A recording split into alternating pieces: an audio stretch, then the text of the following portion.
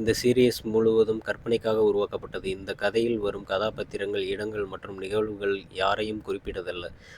Room number 404 ஒரு கற்பனை concept. உண்மையில் இப்படிப்பட்ட ரூம் எதுவும் இல்லை. இந்த சீரியஸின் நோக்கம் காமெடி, என்டர்டெயின்மெண்ட், ஃப்ரெண்ட்ஷிப் மூமெண்ட் மட்டுமே. இந்த எபிசோடில் வரும் கன்சஸ்கள் மற்றும் சீக்ரெட்ஸ் அனைத்தும் நகைச்சுவைக்காக மட்டுமே பயன்படுத்தப்பட்டுள்ளன. வியூவர்ஸ், நண்பர்களை யாரும் சந்தேகப்பட வேண்டாம்.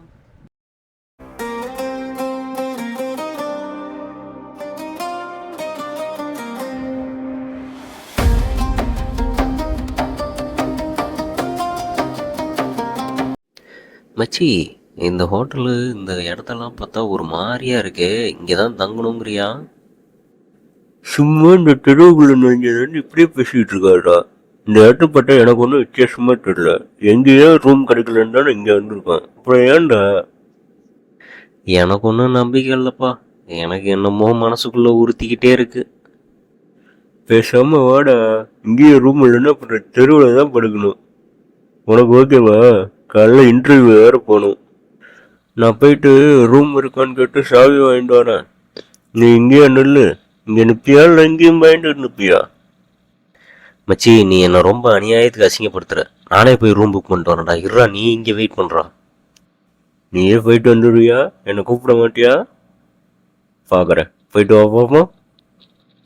என்னை பார்த்து நீ இப்படி சொல்கிற. இப்போ சாவியோட வரேன் பாரு. நான் போயிட்டு என்ன நினச்சிக்கிட்டு இருக்க நீ என்னை பற்றி? வாங்க தம்பி, ரூம் வேணுமா? ஏயா, இங்கே ரூம் கேட்க வராமல் பிரியாணி கேட்டால் வருவாங்க? ரூம் தான் ஏன் வேணும்? தம்பி, ஒரே ஒரு ரூம் தான் இருக்கு. Room number 404.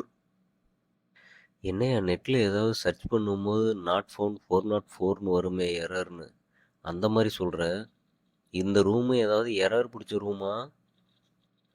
தம்பி, ரொம்ப நல்ல ரூம் தம்பி. நம்பர் தான் 404. ஏன் இப்படி பயப்படுற? சரி சரி, சாவியை கொடு, போகிறோம். பரவாயில்லையே, சாவி வாங்கிட்டு வந்துட்டேன். நான் கூட ஒன்று என்னமோ நினச்சேன். சரி சரி, ரூம் வரப்போ. மச்சி, அந்த ஹோட்டலு மேனேஜர் இருந்தான்ல, அவன் எல்லா ரூமும் புக் ஆகிடுச்சு, 401 மட்டும்தான் ஃப்ரீயாக இருக்குன்னாண்டா.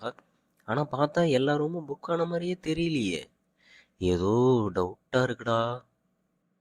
அடே, ரூம் கிடைச்சதுன்னு சந்தோஷத்தில் இருக்க. நீ இன்னும் தெரிஞ்சலையாடா? நீ வரியா இல்லை நீ வெளியே படு, நான் போய் உள்ளே படுக்கிறேன். வேணாம் மச்சி, உன்னை தனியாக விட்டு உனக்கு ஏதாவது ஆயிடுச்சுன்னா என்ன பண்ணுறது? நான் உன்னை பார்த்துக்கிறேன், உன் கூடவே இருந்து பார்த்துக்கிறேன். நல்லா சமாளிக்கிறடா டே, நல்லா சமாளிக்கிற. பாரு, ரூம் எவ்வளோ நல்லா இருக்கு. இந்த ரூம்ல படுக்கிறத விட்டுட்டு என்னன்னா ரோட்ல படுக்க விட்டுருப்படா.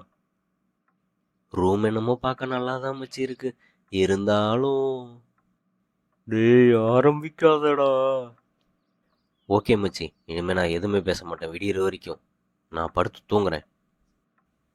ஏ, லாஸ்ட் மந்த் உன் சார்ஜர் காணாம போச்சுல்ல, அதை நான் தான்டா எடுத்தேன். என்கிட்ட இருந்தே நீ திருடிட்டியாடா? ஐயோ, இது சொல்லக்கூடாதுன்னு நினச்சப்ப எப்படி சுட்டும்? என் சார்ஜரை எங்கடா வச்சிருக்க? என்னோட ட்ராயரில் தான் வச்சிருக்கேன். நீ கொடுத்தில்ல ஒரு பர்ஃப்யூமு, அதை நான் யூஸ் பண்ணவே இல்லைடா. என் பாத்ரூம் ரெஃப்ரெஷ்னருக்காக யூஸ் பண்ணிக்கிட்டு இருக்கேன்டா. நான் உனக்காக தேடி தேடி வாங்கிட்டு வந்தேன்டா. ஏன்டா அப்படி? ஐயோ மச்சி, நீ எப்படி சொல்லக்கூடாதுன்னு நினச்சியோ அதே மாதிரி தான் நானும் நினச்சேன். எப்படி சொன்னேனே தெரில. மச்சி, நான் தான் அப்போவே சொன்னேன்ல, இந்த ரூமை பார்த்தா எனக்கு சந்தேகமாக இருக்குன்னு. நீ தான் கேட்காம இழுத்துட்டு வந்து விட்ட. நடந்துச்சுடா. எப்படி தப்பிக்கிறதுன்னு பாடுறா. எங்கே தப்பிக்கிறது? அதான் கதவும் திறக்க முடியல, ஜன்னலையும் திறக்க முடியல. இன்னைக்கு மாட்டோன்னா நைட்டு ஃபுல்லாக. உன்னோட பர்த்டே ஃபோட்டோவில் அக்லி ஃபில்டர் போட்டது நான் தான்டா. அதான் அன்னைக்கு என்னை பார்த்து 300 பேர் சிரிச்சாங்களா? நான் கூட என்னான்னு தெரியாமல் முழிச்சுக்கிட்டு இருந்தேன். ஆமாடா, அது நான் தான். மச்சி, உன் யூடியூப் சேனல் இருக்குல்ல, அதில் 25 சப்ஸ்கிரைபர் இருக்காங்கல்ல? ஆமாம், அதுக்கு என்ன? அந்த 25ல் 8 என்னோட அக்கௌண்ட்ல இருந்து வந்தது தான் மச்சி. நான் கூட நான் போடுற வீடியோ பிடிச்சதா எல்லாம் சப்ஸ்கிரைப் பண்ணுறாங்கன்னு நினச்சேன். நீ கூட அப்படித்தானே என்கிட்ட சொன்ன.